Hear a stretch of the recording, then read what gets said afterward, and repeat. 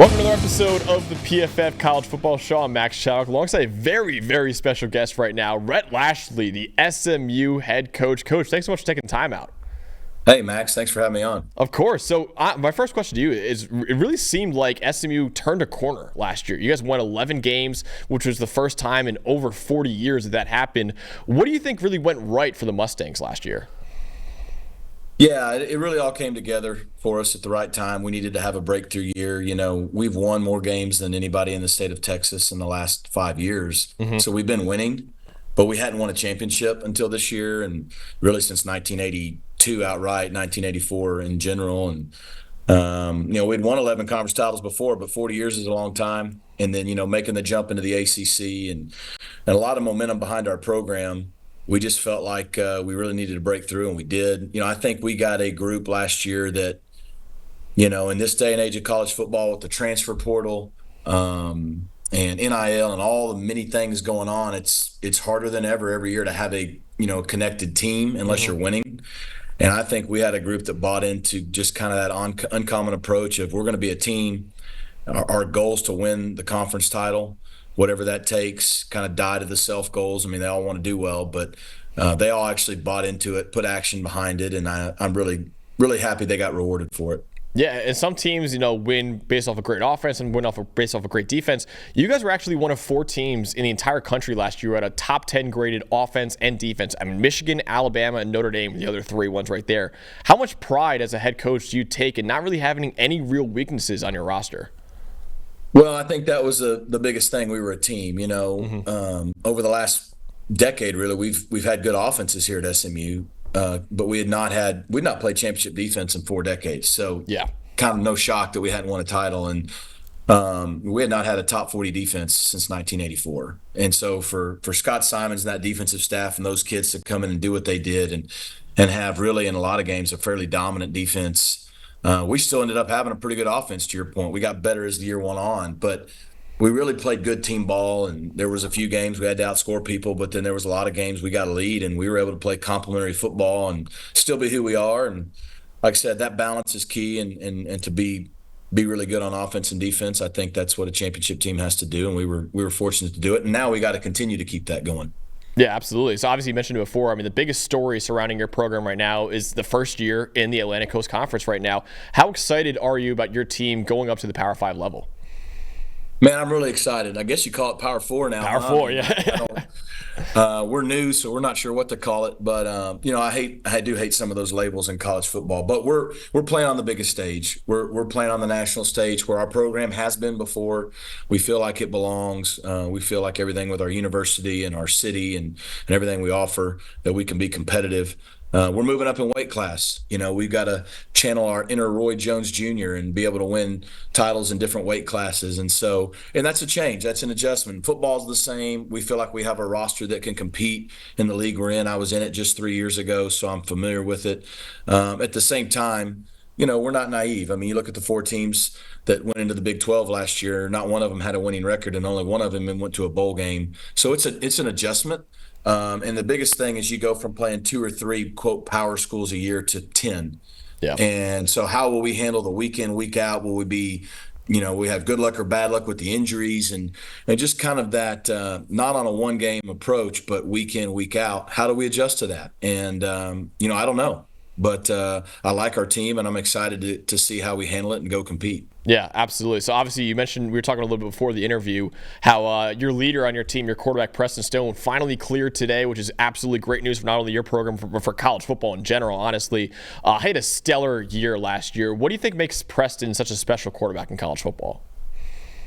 I think it was Preston's first year as a starter, and I think for him to go out and just compete, 2 of his first 4 games were on the road at Oklahoma and TCU, and so that's kind of like, hey, welcome to college football. And yeah, he's like our offense, really. He got better and better as the year went on, and Preston's a little bit of a playmaker. He's a little unorthodox. We kind of call him Fran Tarkenton around here, which some people may not even know who that is. He's so old, but he'll run around sometimes and do a lot of things as a coach. And you're like, what are you doing?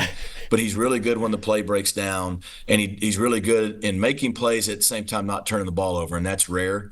But it also, when we lost him, unfortunately, we were able to have a guy like Kevin Jennings, who's a conference or a state championship winning quarterback in high school, here in Texas, come in and all he does in his first career start is win the conference title game. And so we feel really good about those guys, that we have two guys that are starter caliber here as we head into the ACC. Yeah, it seems like Preston had a lot of those like no, yes plays on his tape, honestly. He has some unbelievable plays. I love him. I think he's one of the best quarterbacks in college football right now.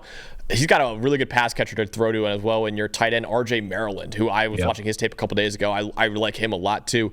What do you think it is about him that makes him such a dynamic receiving threat at tight end in your offense? Man, he's just so versatile. I mean, he can run for a tight end. He's like, we had Kylan Granson a few years back. He plays for the Colts now. He's similar to Kylan in how fast and athletic and explosive he is, but he's longer and a little bit longer than Kylan. And he's come in, and in the first 2 years, he's put on some weight, and his freshman year, he was more of just a pass catcher. Last year, he was able to play closer to 240. I think you'll see him physically his best this year. And hopefully we don't have to play him as many plays. It sounds weird to say about a great player, but so he doesn't break down throughout the course of the season. But you can line him up in the backfield. You can put his hand down at tight end. You can put him in the slots. You can put him all the way out wide. He can really do it all. I mean, he's got the tight end matchups, but he's got the frame and the playmaking ability of a big-time wideout. And if you look in the NFL, the Travis Kelce's, the George Kittles, you name it, that's the kind of guy that scares people. And so he's a matchup problem for other people, for us, and he's versatile, allows us to play in 11 and 12 personnel and be pretty explosive. And he's had 2 really good years. In 2 years, he's 1 touchdown away from breaking the school record for tight ends here. So I think if he can stay healthy, I think you could see him have a breakout junior year. So moving over to the defensive side of the ball for a second. I mean, one guy who I thought was one of the most underrated players in college football was your edge defender, Elijah Roberts, who had an elite 91.3 grade from PFF last season. Do you kind of agree with us and feel like he's one of the more underrated players and should be receiving a lot more buzz than he's getting right now? I do. I mean, I thought he should have been the unanimous conference player of the year in our league, but when you're leaving the league, you don't get a lot of coaches' votes. And so he's really good because he's all around. He's not just a pass rusher. He can stop the run. He can play first, second, third down. You can leave him outside on third down. You can bring him inside on guards, which is really unfair on third down. But most important is just the motor he has, the work ethic, and the kind of leader he is. There's zero ego there. He just wants to get better. And he just benefited from a change of scenery and being put in a position to be successful, and he did. But he's played in the league we're going right back to. And I think he's really motivated to prove he can have the same kind of production in the ACC that he had last year. Yeah, absolutely. And then a couple guys I wanted to shout on the offensive line, Logan Parr, Justin Osborne, 2 guys. Now, is he going to be moving to right tackle for you guys this year from the interior?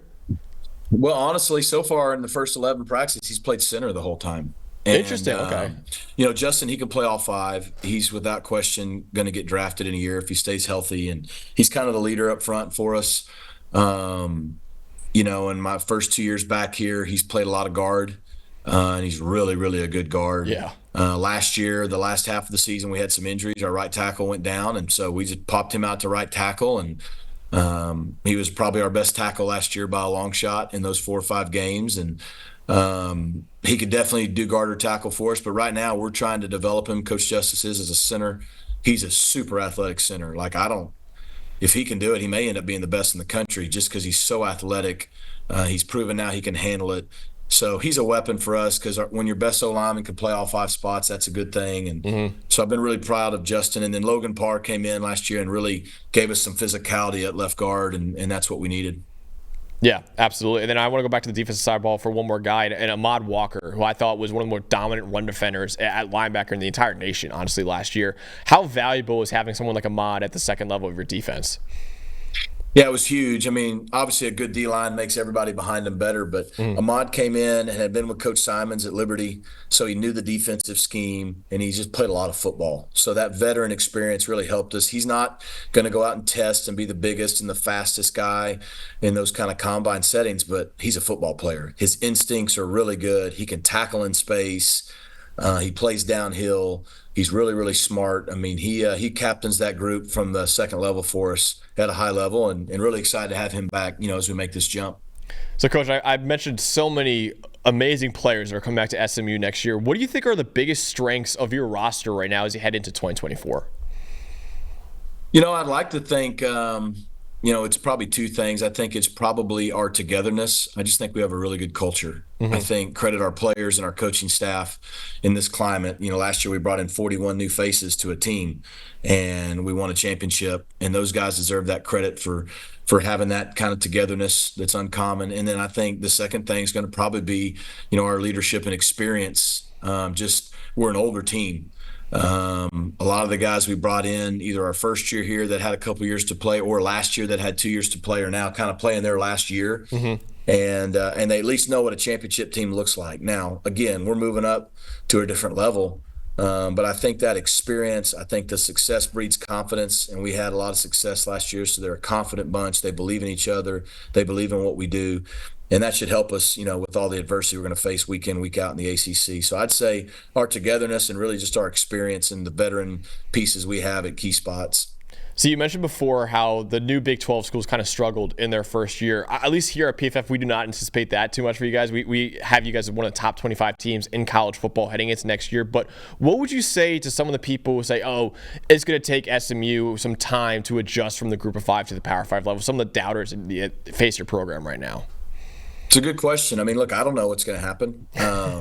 I know the caliber of teams we're going to play. Some of it depends on, can you stay healthy? We probably aren't going to have the same depth that some of the people we're going against have. But if we can stay healthy, if we can do a good job as coaches week to week of keeping them fresh and getting them to the game, I mean, I don't know. That's what's exciting. I think we have a team that can beat everybody on our roster on a given week. And you can't say that going into every year. At the same time, we could probably lose to most of them too, right? So I think the biggest thing is people, we want to have excitement and optimism. We also want to have tempered expectations. But I know this, we're going to go into every game thinking we can win, and we're going to expect to win. And then we'll see what happens from there. So as a head coach in college football, obviously the game is changing so much. We're heading into the 12-team playoff era. There's even reports of it even expanding further than that. Obviously, you mentioned before NIL has changed it. Transfer has changed it a lot as well. What are your thoughts as a head coach of college football on where the game is going right now? Yeah, I think we're all kind of just in reaction mode, to be honest with you, as coaches. We don't have a lot of voices in influencing change in this equation. We get asked our opinion, and we try to give it, but we don't have a lot of say in what happens. But what we have to do is, hey, you give us the rules, what they are, and we're going to go compete by them and try to build the best team we can. And hopefully, I know we are here. Hopefully, most coaches still care about the kids and try to lead and mentor and develop the right way. As a coach, when you say it's hard, people get all negative and try to say, well, what do you mean it's hard? You get paid this and you get paid that. Like, we're not saying it's hard from like we're not willing to work or we want it easy. We're coaches. There's nothing we do that's easy. We're used to solving problems and overcoming things nonstop. It's just, I hope that we will make decisions in the next year or two to settle college football to some consistency. And do what's best for the players, not what they want all the time. Like, what's best for them. And there's a lot of things like they deserve to get a piece of the pie. I mean, they're a big part of the product, and they deserve to have freedoms and all that. But just like my kids that I'm raising, structure is good for everybody. Yeah. And so if we can get some structure and consistency, whatever that is, so even the players can have that consistency because they're dealing with a lot of things that no one's ever had to deal with in college football. Then I think I could answer that question better. Right now, it's just you guys tell me what the rules are because they seem to change every month, and we're going to do the best we can to compete and make SMU the best we can and take care of our guys. So, Coach, I know this might be hard for you to envision, but imagine I'm like the number one recruit in the country right now, and you're in my home trying to convince me to come to the SMU and be a part of your program. What would be your pitch to your recruits that you recruit, honestly, to get them into your program? Yeah, well, it depends if you're in the state of Texas or in Dallas or not. It might tweak a little, but I mean, why wouldn't you come here? Like, why wouldn't you come to a place like SMU that's in the number one city in the country for jobs, number one city in the country for sports and business? It's a top 5 media market. You got a top 100 university. The degree carries a lot of weight. Our Life After Ball program is better than anywhere in the entire country, and I think I could prove that. We've won, like I said, in the last 5 years, we've been winning. We've won a championship. We're going to a league that we can compete in and win and get in the playoff and compete for the whole thing. And so, you can go somewhere where things have been done a lot before and just be the next guy, or you can go somewhere and you can kind of carve your own path. You come to SMU and you win a championship, and I mean a conference championship in the ACC or even a national championship, you're going to make a lot more noise than if you go to, say, Alabama, where they've won, who knows how many. And so, we want people that believe in themselves, bet on themselves, and want to come build something and do something special, maybe something that hadn't ever been done before. Coach, if you're willing to offer me, I'm willing to commit right now on the spot. I'm sold right now on your program. Perfect. But I appreciate the time, Coach. It's a fantastic interview, and I am so excited to see what you guys can do this season. Thanks, Max. Appreciate you.